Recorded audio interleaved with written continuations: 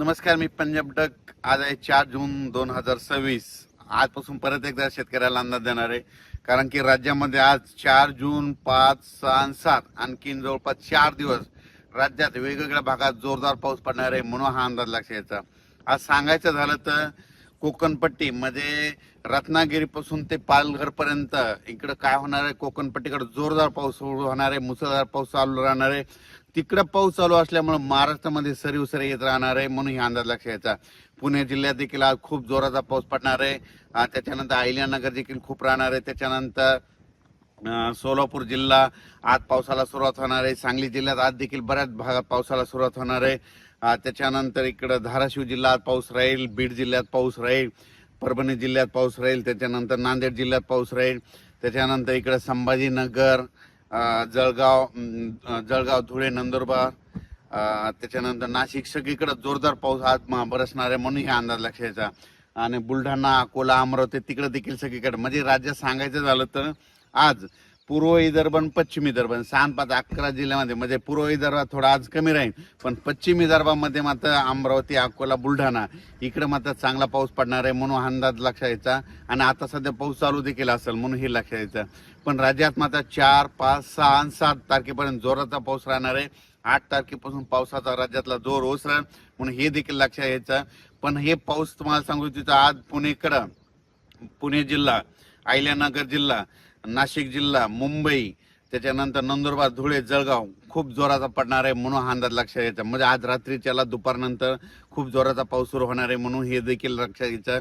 आणि ज्या भागात अद्यापही पाऊस पडलेला नाही त्या भागात आज देखील बऱ्याच भागामध्ये पाऊस पडेल आणि त्या शेतकऱ्याची पेरणीसाठी पोषक ठरणार आहे, म्हणून हे देखील सर्व शेतकऱ्यांनी लक्षात घ्यायचं. त्यानंतर कोल्हापूरकडे आज खूप जोराचा पाऊस राहील.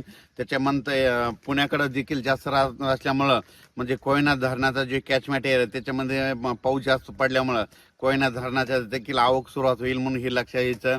इकडे निळवंडे धरण आता हे 5 दिवस खूप पाऊस, 7 तारखेपर्यंत उत्तर महाराष्ट्राकडे खूप पाऊस आहे, त्याच्यामुळे निळवंडे धरण सुद्धा भरण्याच्या मार्गावर राहील, म्हणून हे लक्षात यायचं.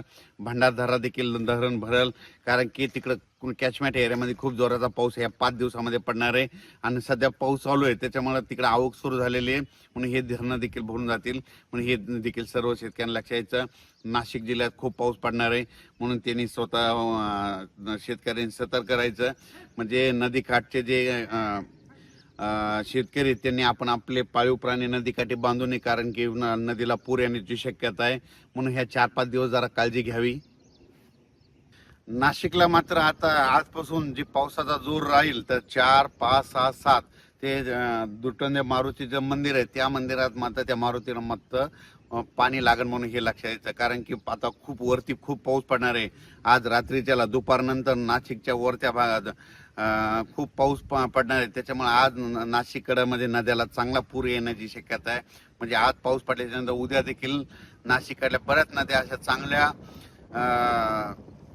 जोरानं वाहतील, म्हणून हे लक्षात घ्यायचं. आपण आपले पाईपलाईन असेल तर तुम्ही तुमची काळजी घ्यायची. तसेच खास करून सोलापूर जिल्ह्याचे मेसेज आलेले आहेत, मित्रांचे फोन आले होते. तर सोलापूर जिल्ह्यात आज देखील पावसाला सुरुवात होणार आहे.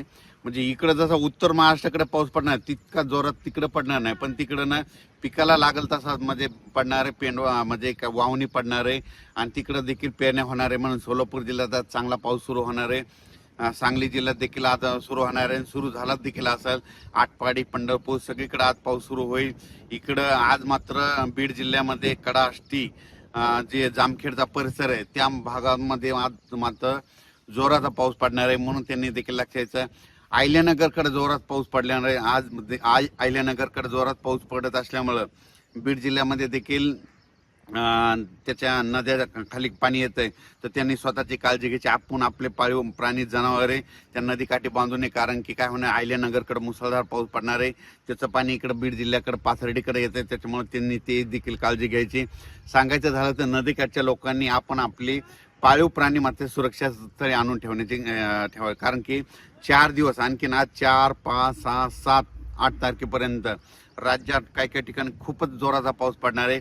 काही ठिकाणी रिमझिम पडणार आहे, कुठं पेंडॉलता पडणार आहे, काही ठिकाणी ओढे नाले वाहतील, काही ठिकाणी शेतामध्ये पाणी सजा असा पडणार आहे. पण सगळ्या महाराष्ट्रामध्ये पाऊस पडणार आहे, सगळ्या शेतकऱ्याच्या पेरण्या होणार आहे. शेतकऱ्याला विनंती, ह्या 4 दिवसात जरी तुमच्या पेरण्या नाही झाल्या, 8 तारखेच्या नंतर थोडी उघाड भेटणार आहे.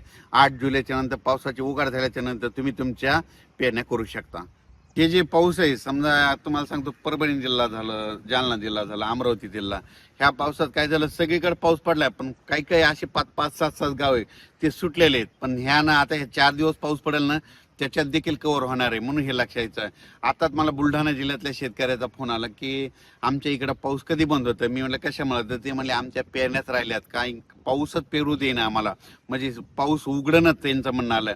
अमरावती जिल्ह्यात तशीच परिस्थिती झाली, भंडाऱ्याकडे देखील तशीच परिस्थिती झाली, कारण की तिकडे पाऊसच उघडणं म्हणून त्यांच्या पेरण्याच राहिल्या. म्हणजे काही ठिकाणी असं झालं, पाऊस असल्यामुळे त्यांच्या पेरण्या राहिल्या आणि काही ठिकाणी पाऊस नसल्यामुळे त्यांना पेरण्या राहिल्या. म्हणजे दोन्ही बाजू येतात. म्हणून म्हणतो सगळ्यांच्या पेरण्या 8 तारखेच्या नंतर सगळं 8 तारखेच्या हवामान कोरडं होणार आहे.